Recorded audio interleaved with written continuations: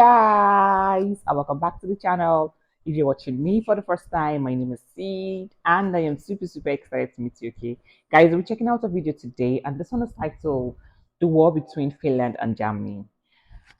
Okay guys, this should be maybe a breakdown, okay, of what really happened, but this is actually an animated video. Okay, so I don't know how accurate this video is going to be. All right, I am super excited to check this out. If you haven't subscribed to the channel yet, please smash the like button, subscribe to the channel, and turn on that notification bell, guys, so you don't miss out whenever I upload a new video. Okay, to my returning subscribers, I love you guys so much. Thank you guys for always tuning in. Without wasting much of your time, guys, let's check this video out. It's 1939 and the Russian Revolution is long over. As a side effect of the revolution and the Treaty of Brest-Litovsk, they had lost a bunch of land. They had retaken some of it in 1919, but not everything they had lost had been retaken. Luckily, Germany suffered from the exact same problem. I'm gonna retake those areas once and for all! Hey Hitler, I heard you also suffer from the problem of losing land after the war. Want to divide up Europe or something? Yes. Poland, adjust your borders. Estonia, Latvia, Lithuania, adjust your borders. Romania, adjust your borders. Finland. I need to get something out of that. Hey Finland, your borders are pretty close to Leningrad. Wanna adjust your borders? No. How about you lose less land? No. Alright. Time to go to war. The Winter War had begun. The Finns gave a good fight, humiliating the Soviet Union. Finland only suffered 70,000 casualties, whilst the Soviets suffered around 350. But, I mean, how could a puny little Nordic country only suffer a fifth of a superpower? What was the magic technique? Well, it's called Motti tactics. Let's observe a situation. Let's say that some Soviet soldiers are advancing in a forest with snow as far as the eye can see. Their advance is slow, not only due to circumstance but also due to heavy weaponry. The Finns were not slow, they didn't have much heavy weaponry and they also knew how to advance quickly with skis. They could advance quickly and hit the Soviets on weak spots, split the army into smaller pockets and go in for the kill. Less resources, less men, very effective. But despite the effective technique, you kinda have to look at the map. A massive country with a gargantuan army. Finland lost. You lost the war. Adjust your borders. What do you mean? You started it. Look, man, we can't all be winners. Finland now suffered from the problem of losing land, and much like Germany and the Soviet Union, they wanted it back. Wow. Wouldn't it solve the Finns' dreams if the biggest invasion in history would distract the Soviets? Well, there you have Operation Barbarossa, a massive invasion of the USSR, the biggest in history. Finland took advantage of this and started war with the Soviets. This war is called the Continuation War. During the Continuation War, both countries were at war with the Soviets. Having a common enemy, they had an alliance, because when there's common enemy, there's common friendship. This friendship didn't have a... Okay guys, I really want to understand, after the Winter War, okay, between Finland and Russia, there was actually a continuation war. Please let us know in the comment section if this is true, because I really would love to go check it out. Okay, strong bond. It was just because of the aforementioned common enemy. Germany helped Finland on their front and vice versa. On top of the average 450,000 Finnish soldiers, tens of thousands of German soldiers also supported Finland, especially in Lapland, partly due to the large amounts of nickel in regions like Petsamo. Remember that. It's important. Finland now had an advantage it didn't have during the Winter War, and that was Germany. And for the duration of this war, Finland's capacity was dependent on Germany's performance. Luckily, the Germans did really well for the time being. Winter came, and Germany was struggling. Finland now had to ensue the same struggle. Winter is here! Hopefully victory is near! This can't the Germans bear! I think the end is near! I need to get a new career! As Germany struggled, so did Finland. After Hitler failed to take Stalingrad, it really looked like this front was a front Germany would fail. And since Finland was dependent on Germany's performance, it looked like they were going to fail as well. Finland could not fight forever, and after the start of 1944, they had asked on a number of occasions for peace. The Soviet Union gave some large demands, which the Finnish government couldn't accept. Thus, the war resumed. Hey Finland, looks like I'm winning. Mind adjusting your borders? No. Alright, let's continue the war. One area Finland had focused heavily on during the continuation war was Karelia. Now that Germany and Finland were failing, and that the Finnish government refused an armistice, the Soviet Union had a large offensive in Karelia, called the Vyborg-Petrozavodsk offensive. All this pressured Finland into signing an armistice called the Moscow Armistice. You lost the war. You know what that means? I'm gonna adjust my borders. You're gonna adjust your borders. But there's another thing. Pay up a lot of money and break diplomatic ties with Germany. In 2 weeks. What? 2 weeks? That's impossible. Who do you think you are? Didn't I invade you for the same reason you invaded me? Look man, we can't all be winners. As a consequence of breaking diplomatic ties with Germany, all German soldiers had to be expelled or disarmed. You know, those soldiers that's present in large quantities in Lapland. Any hindering of the expulsion or withdrawal would lead to harsh punishments.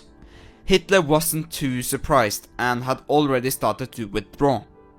The plan was to withdraw as much as they could, but still trying their best to keep important areas such as Petsamo, which contained a lot of that vital nickel.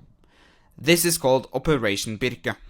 Luckily for the Germans, the Finnish soldiers weren't that keen to fight a previous ally. They still had to disarm and expel due to the impossible 2-week demand from the Soviets.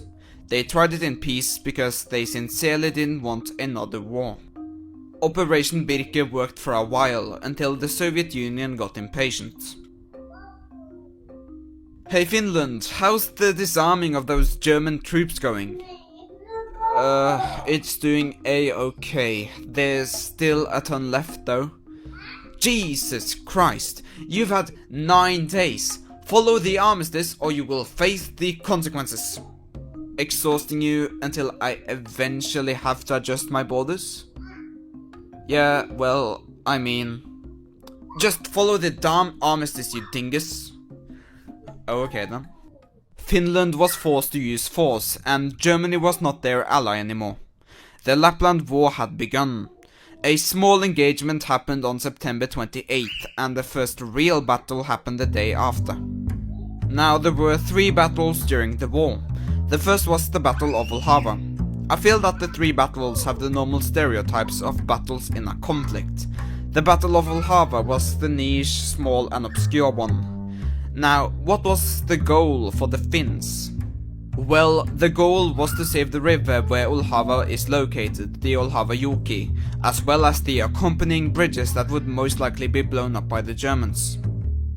The Finns caught up to a bridge with the Germans at the north of the river and the Finns at the south. Planning the situation, it was laid out that they would send a large part of the army directly at the Germans, whilst a smaller part would go and cross the river further away, and later take them on from there. The Germans realized what they were up to and started to withdraw from their positions. Obviously, the Germans would not want to have Finns attacking them, so it was clear that this bridge would be blown up. Finns tried to cut the explosives, but it didn't work. The bridge exploded and both sides started to shoot on one another. 7 dead. No wonder why no one knows about this battle. The Germans were now at war with Finland, and they had to stay persistent in the goal of keeping that damn Petsamo nickel. Or did they? It was found nickel deposits in Austria. What agenda would they have trying to protect nickel deposits so far away from home? Well, nothing. That's why Operation Nordlicht started, where the goal wasn't anymore to protect nickel. It was to go to Norway and station there instead. 4 days later, the next battle would follow the stereotype of a well-known big one. With the Germans continuing their journey to Norway, the Finns needed a plan for another battle, given Stalin's impatience. The plan was to surprise the Germans at the Swedish border, attack and capture Tornio with 3 ships, while at the same time taking 𝐋𝐈𝐊𝐄 from 𝐒𝐒𝐄, thus surrounding the Germans. An interesting plan, although when was the last time you saw a smooth military execution? The plan went rather differently. An infantry division landed on Reuter and took over Tornio the same day. Using Motti tactics, the Germans in the city were divided into smaller pockets and were surrounded. This caused a German surrender. The 𝐋𝐈𝐊𝐄 advance was slow. There were landmines and exploded bridges all the way, although the Swedes did help a bit by saving an important bridge. A new successful landing in Tornio happened, which had lots of casualties due to bombing attacks from the German Air Force. New gunboats were approaching and later protected from German counterattacks. The city was secured, but the plan didn't work.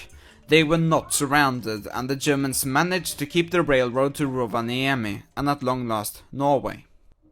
General Lothar Brenn-Julek, the commander of the German forces in the north, was pissed off with Finland capturing Tornio, and did not take it nicely. Those bastards! Being pressured by those commies to go to war. This is an absolute betrayal. Man, burn all the useful stuff here in the north. All of it. Scorched earth. Sir, we're in northern Finland. It's basically winter. What is really worth throwing matches over? A random town with a population of 12? You've really lost it, haven't you? Yeah, maybe I have. Hitler is still fighting for a win, even though it's blatantly obvious it's all lost. Anyway, burn all public buildings to shreds. And burn to shreds it did. The next battle is that battle that's known for everything else that's not the combat. With the German evacuation, the Finns had 2 divisions they could chase the Germans with. The ones close to 𝐋𝐈𝐊𝐄 and the ones in Ranua. The ones in 𝐋𝐈𝐊𝐄 was too slow, so the ones in Ranua was definitely the better option. The Germans wanted their very best circumstances for evacuation, and this required their 218th Mountain Regiment to delay the Finns, with, of course, the scorched earth policy.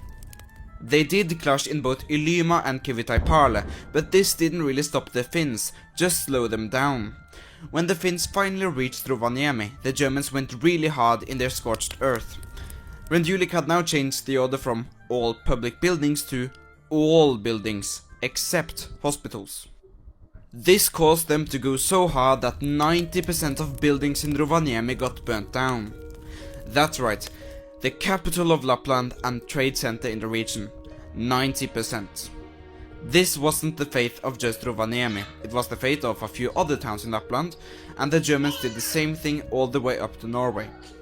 The destruction of Rovaniemi stopped on October 16th, and for the following 15 days of October, the Germans went closer and closer to Norway to fulfill Operation Nordlicht. By November, the Germans had almost fully retreated. By this point, the Finns had proven to the Soviets that they would follow the terms of their armistice, and started helping. The first city in Norway to be liberated by the Soviets was Kirkenes. Kirkenes was strategic during the continuation war due to its position, and the Soviets bombed it no less than 300 times. The Germans did not discriminate with scorched earth, and they burnt down the rest of the city. You know, whatever that was.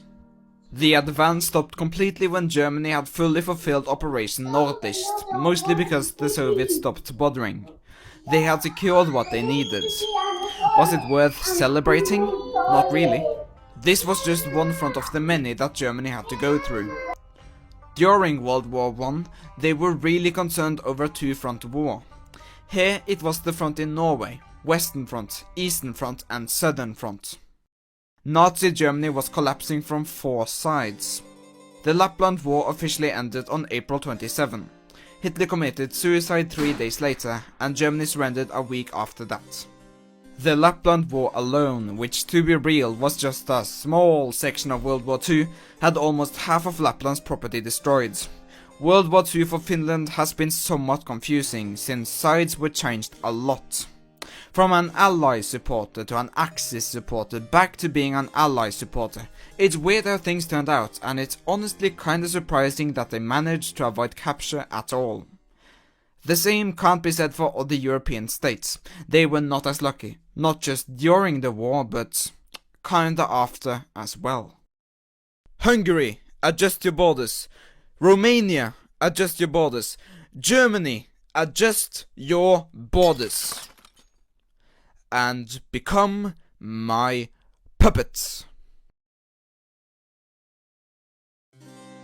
Okay, guys, that was indeed an interesting video. Okay, I never knew there was actually a continuation war after the Winter War. Okay, please let us know in the comment section. Okay, because I'll be right in the comment section to read your comments. All right, I really want to know there was actually a continuation war, and that's between Germany and Finland. Okay, guys, please let us know in the comment section. Okay, this video, I don't know how accurate it is because it is animated. I don't know if these are pure facts. Please share your views and your thoughts in the comment section. Okay, thank you guys for watching, and see you guys in my next video. Bye.